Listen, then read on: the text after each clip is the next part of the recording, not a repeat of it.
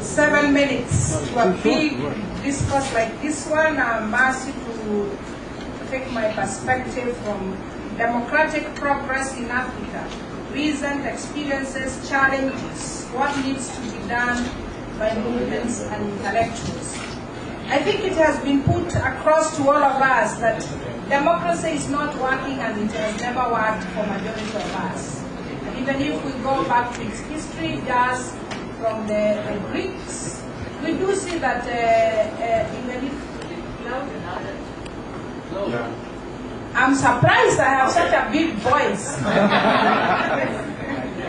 So what I'm trying to say, democracy as we know it, right from its genesis in the Greek politics, we do remember that it was not inclusive. It was for some other people. And we also know, especially women, how we even went on to fight, even to vote until very recent times.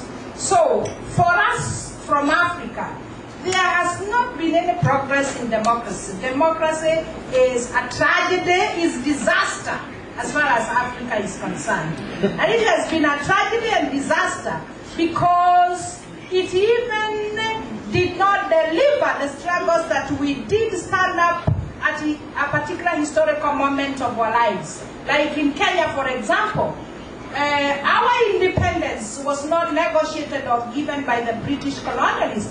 We fought for it, people died for it. But by the time we were coming to independence, democracy negotiated our statehood, and therefore majority of us Kenyans lost, because democracy as we know it, this representative democracy, through and by the ballot, it is purely a conspiracy fraud to steal our spirit for the few who are privileged and have legalized their privilege to continue plundering and stealing from us. So that is the experience from Africa, and it is also because the democracy that we know produces leaders who do not even appreciate that the legitimacy they have been given is to serve and lead people, but then instead they exploit and steal from people, and worse enough, rule and dominate people. So for us, democracy, like I am trying to say, if audited as we are doing now, we can only say that it is not working, and it cannot work because of its construct. The institutions, the instruments that go with it, we do see that it is there to safeguard the interest of those few who are legitimized, and especially in Africa, and I don't shy to say legitimized, legalized thieves, because indeed democracy has just shown that disaster right from one country to the other.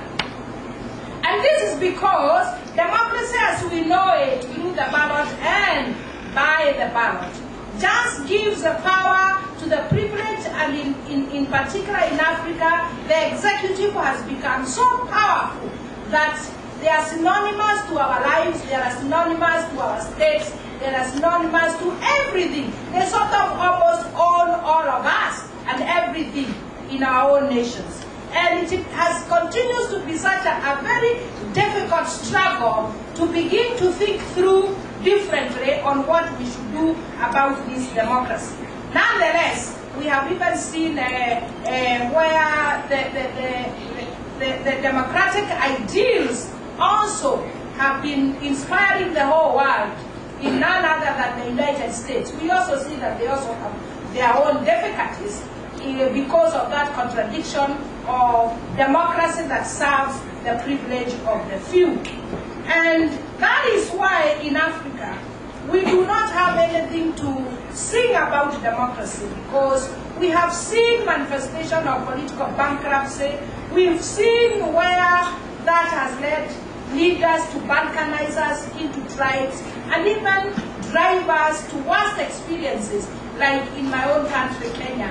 You heard of the post-election of 2007. And even after that, we have a government now in place which is democratic, democratic and it's a grand coalition, but that grand coalition, you wouldn't tell me where the center of power is, because I can only see confusion as we see interest of the British and interest of the European Union and interest of the American and interest of the Chinese are, being bargained at the expense of interest of Kenyans. As we speak now, and Kenya has been a country that should be feeding itself or herself, we cannot be able to feed ourselves, yet we are talking about democracy. So, the fallacy of this unaccountable system to serve the interest of a few who control the interest of the market, for us